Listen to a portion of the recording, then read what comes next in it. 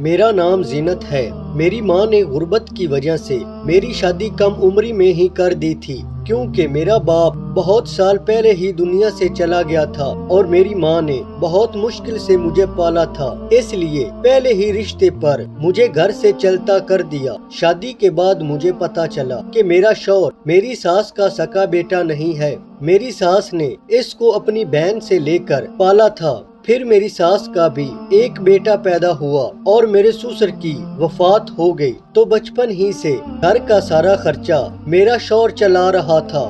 میرے شوہر کی آمدنی اگرچہ زیادہ نہ تھی، لیکن پھر بھی وہ میرا بہت خیال رکھتا تھا، جبکہ میرا دیور انتہائی درجے کا آوارہ اور لوفر لڑکا تھا، لیکن پھر بھی اپنی ماں کی آنکھوں کا تارا تھا، کیونکہ اس کا اپنا خون جو تھا، جبکہ میرا شوہر میری ساس کی نظر میں بس کمانے والی مشین تھا۔ پھر ایک دن میرا شوہر گھر سے کمانے گیا اور شام کو اس کی لاش گھر آئی۔ سڑک سے گزرتے ہوئے کسی گاڑی سے ٹکرا گیا تھا۔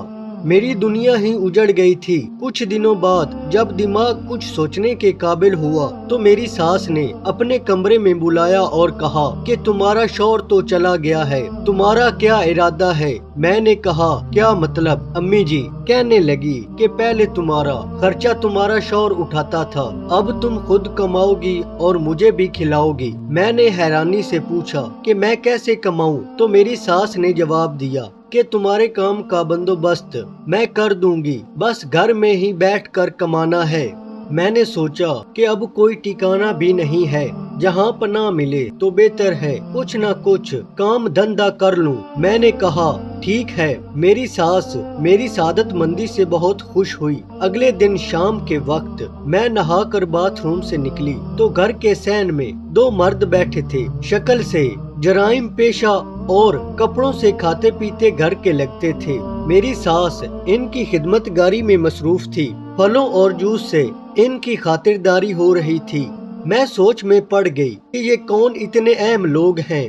میری ساس تو کسی کو مفت میں مری ہوئی مکھی نہ دے، لیکن یہ حیرانی جلد ہی ختم ہو گئی۔ میری ساس میرے کمرے میں آئی اور کہنے لگی کہ جلدی سے تیار ہو جاؤ، آج تمہارے کام کا پہلا دن ہے۔ میں نے پوچھا کیسا کام؟ مجھے تو کچھ پتا ہی نہیں تھا۔ میری ساس مسکرا کر کہنے لگی کہ بہو تم بھول گئی ہو، یہ جو مرد باہر بیٹھے ہیں تم ان کے ساتھ جاؤ گی، دیکھو صرف ایک رات کے 10,000 وصول کیے ہیں۔ میں نے ان سے میری ساس نے مٹھی میں بند نیلے نیلے نوٹ میری آنکھوں کے سامنے لہرائے تو مجھے اس وقت سمجھ آئی کہ میری ساس نے اس دھندے کا ذکر کیا تھا، وہ کچھ اور نہیں بلکہ جسم فروشی تھا۔ مجھے چکر سے آنے لگے۔ میں نے نفرت سے کہا کہ مجھے نہیں کرنا یہ گندا کام، میں بھوکی رہ لوں گی لیکن اپنا جسم فروخت نہیں کروں گی۔ میری ساس ایک دم طیش میں آ گئی اور مجھے بالوں سے پکڑ کر کہنے لگی کہ دیکھو لڑکی، یہاں رہنا ہے تو میری بات ماننی ہی پڑے گی،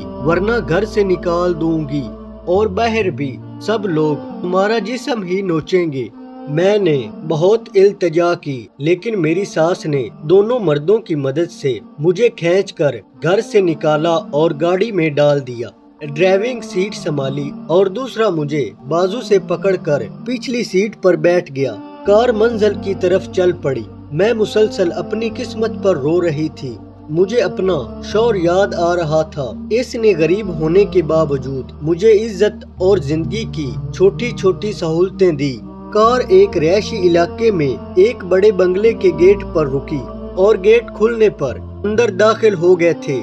وہ مجھے کار سے اتار کر دوسری منزل پر ایک کمرے میں لے گئے اور کہا رات تک یہاں آرام کرو، فریج میں پانی اور کھانے کی چیزیں موجود ہیں، اور ہاں کوئی چالاکی کرنے کی کوشش مت کرنا، کیونکہ ہم نے تم کو کل صبح بحفاظت تمہاری ماں کے حوالے کرنا ہے۔ ہم رات کو تمہارے پاس آئیں گے اور اپنی ایک ایک پائی وصولیں گے۔ یہ کہتے ہوئے ایک آدمی نے میری کلائی پر چٹکی کاٹی اور کہہ کے لگا کر کمرے سے نکل گئے۔ جاتے ہوئے دروازہ باہر سے لاک کر گئے۔ میں بیڈ پر لیٹی کافی دیر تک روتی رہی۔ مجھے اپنا انجام صاف نظر آ رہا تھا۔ بھلا میں نے غربت میں بچپن گزارا تھا، لیکن میری ماں نے مجھے ہمیشہ عزت سے جینا سکھایا تھا۔ مغرب کی اذان کی آواز کانوں میں پڑی تو میں نے اٹھ کر کمرے کی کھڑکی کھولی۔ تازہ ہوا اندر آئی تو میری گھبراہٹ کچھ کم ہوئی۔ اس کی بڑی بڑی شاخیں کھڑکی تک آئی ہوئی تھی اور ہوا سے جھوم رہی تھی۔ میری سوچ بچپن میں چلی گئی۔ ہمارے سین میں بھی ایک بڑا درخت ہوا کرتا تھا۔ میں اس پر چڑھ کر سارا دن کھیلتی رہتی اور اس کی شاخوں سے جھولتی اور کئی بار گرتی۔ ماں کے منع کرنے کے باوجود پھر اس درخت پر چڑھ جاتی تھی۔ اچانک ایک خیال میرے دماغ میں آیا۔ مجھے لگا کہ یہ درخت میری عزت بچا سکتا ہے۔ میں نے فوراً کھڑکی تک آئی اور بڑی بڑی شاخوں کا جائزہ لیا۔ یہ شاخیں آسانی سے میرا وزن برداشت کر سکتی تھی۔ میں نے ایک مضبوط شاخ کو پکڑا اور اس کے سہارے میں نیچے لٹک گئی۔ جب میرا پاؤں ایک مضبوط شاخ پر جم گیا تو میں نے دونوں ہاتھ چھوڑ دیے۔ اگلے 5 منٹ میں سڑک پر کھڑی تھی۔ میں نے آس پاس دیکھا اور ایک طرف کو دوڑ لگا دی۔ تھوڑی ہی آگے مجھے ریلوے کی پٹری نظر آئی۔ میں سیدھی چلتی ہوئی ٹرین کی پٹری پر پہنچ گئی اور ایک انجانی سمت کی طرف چل پڑی۔ اچانک مجھے پیچھے سے آتی ٹرین کا ہارن سنائی دیا۔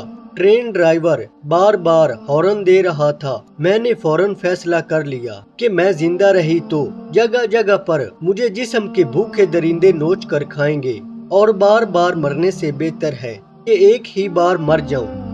میں سر جھکا کر چلتی رہی۔ موت لمحہ با لمحہ میرے قریب آتی جا رہی تھی۔ اچانک کسی نے میرا بازو پکڑا اور مجھے اپنی طرف کھینچ لیا۔ اس وقت ٹرین شور مچاتی میرے پاس سے گزر گئی۔ جس شخص نے میرا ہاتھ پکڑ کر مجھے مرنے سے بچایا تھا، اس نے مجھے اپنی باہوں میں اٹھایا اور مجھے انجان جگہ پر لے گیا۔ میں نے خود کو چھڑانے کی بہت کوشش کی لیکن ناکام ہو گئی۔ اس نے مجھے زمین پر گرایا اور میرے ساتھ چھیڑ چھاڑ کرنی شروع کر دی۔ میں چیختی رہی لیکن میری مدد کو کوئی نہیں آیا۔ پورے 1 گھنٹہ اس نے میرے ساتھ چھیڑ چھاڑ کی۔ اس نے وہ سب کچھ میرے ساتھ کر ڈالا جس کا مجھے ڈر تھا۔ اچانک ایک آدمی آیا اور اس نے مجھے اس درندے سے بچایا اور مجھے قریبی پولیس اسٹیشن میں لے گیا۔ میری ساری کہانی سن کر تھانے دار نے کسی کو کال کی تو ایک عورت اور ایک مرد پولیس اسٹیشن پہنچ آئے۔ ضروری کارروائی کے بعد مجھے کار میں بٹھا کر اپنے ساتھ لے گئے۔ یہ میرے جیسی بے سہارا اور ستائی ہوئی لڑکیوں کے تحفظ کا ایک بہت بڑا ادارہ تھا، جہاں مجھے باعزت 2 وقت کا کھانا ملنے لگا۔ میں نے اپنی ادھوری تعلیم دوبارہ شروع کی اور کچھ عرصے کے بعد اپنی محنت کے بلبوتے پر اس ادارے کی سربراہ بن گئی۔ آج میں اپنے جیسی بے سہارا عورتوں کو سہارا دیتی ہوں اور ان کی ہمت بنتی ہوں، اور آپ لوگوں سے گزارش کرتی ہوں حالات جیسے بھی ہوں ان کا مقابلہ کرو، کیونکہ اس میں انسان کی بہتری ہے۔